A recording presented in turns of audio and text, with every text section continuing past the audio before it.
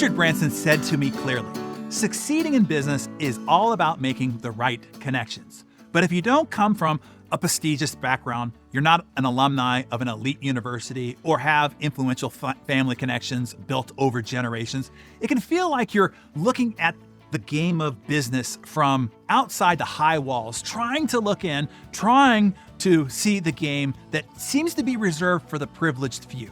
I know that feeling. That's exactly how I felt some time ago. But here is excellent news. You are only one key contact away from radically changing your future. One dream hire, one dream client, one dream investor, one dream joint venture partner, one dream advisor or mentor.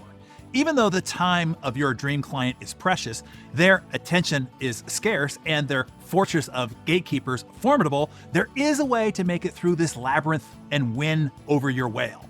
Today, I will give you 2 stealth tactics to use, not just to reach, but to endear yourself to these power players. Sound good? Okay. Tactic number 1, do a video review of their book or books. You see, for many influential figures, their books are their brainchildren, their legacies. And in the vast sea of written reviews, a video review is a standout, a beacon through the fog of adulation.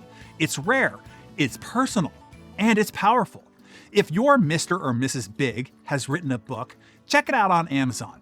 If you find a lack of video reviews, carpe diem, seize the opportunity. Now, here's how to craft a video review that will get you noticed. Number 1, speak to their why. Why did they write the book?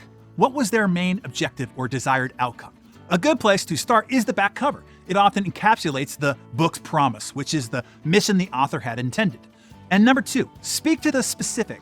Mention something specific from the book. Point out a particular idea or concept, referencing the actual chapter and page number, and why did the idea resonate so much with you. Describe how you applied it and the results that it yielded in your life. The specificity demonstrates that you didn't just skim the book, you lived it, and their mission of making a difference was actually accomplished. And then number 3, reach out. After posting your review and posting it publicly on YouTube and any and all other social networks that you're on, and most importantly, go straight to the reviews section of their book on Amazon and post the video review. Those reviews are valuable, they know it, and they will appreciate it. Then reach out to them, linking your video review in all your social postings about it. And the key here is, do not ask for anything. Just express your genuine appreciation and affection for their work. I can speak to the results of this tactic. Several people who would not have made it on my radar otherwise have won me over using this very tactic. Tactic number 2, show up and ask vital questions in their keynotes. Often at keynotes and conferences or online virtual events, there is an audience Q&A session.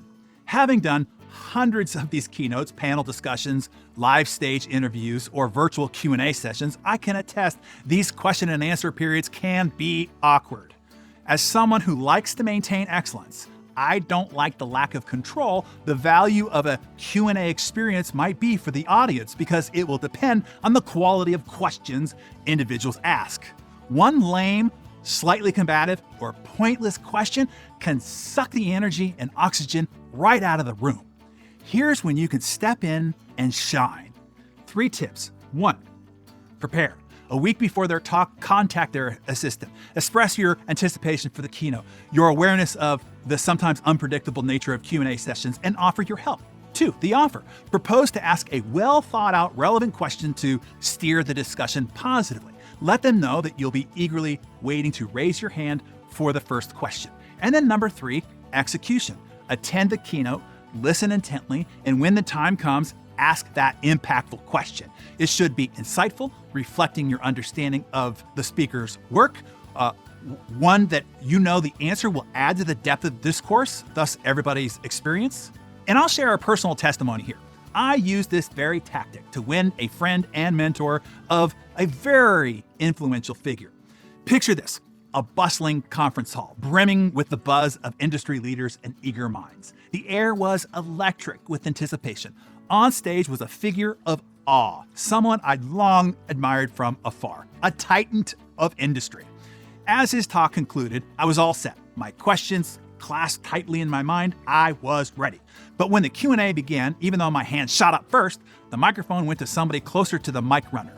The questioner asked an odd, off-topic, and pointless question. The speaker, even though a seasoned pro, was visibly bewildered by the irrelevance of the question and how to possibly address it. He did his best to answer it with grace, but the awkwardness of the questioner and the oddity of their question dipped the energy in the room. The energy the speaker had worked so hard for an hour to electrify was gone. Then it was my turn. Microphone in hand, I started by pointing out something clever in his previous response, relieving the tension and lifting the mood back up in the room. My question was clear and direct. It was about the heart of his talk, something I knew mattered and mattered to him. His eyes lit up. He was visibly relieved and appreciative. His answer was animated and passion-filled. It resonated across the room, bringing everybody back on track. As he concluded his answer, he nodded, smiled at me, and thanked me for my great question. That interaction, that moment, set me apart. I was no longer just another face in the crowd.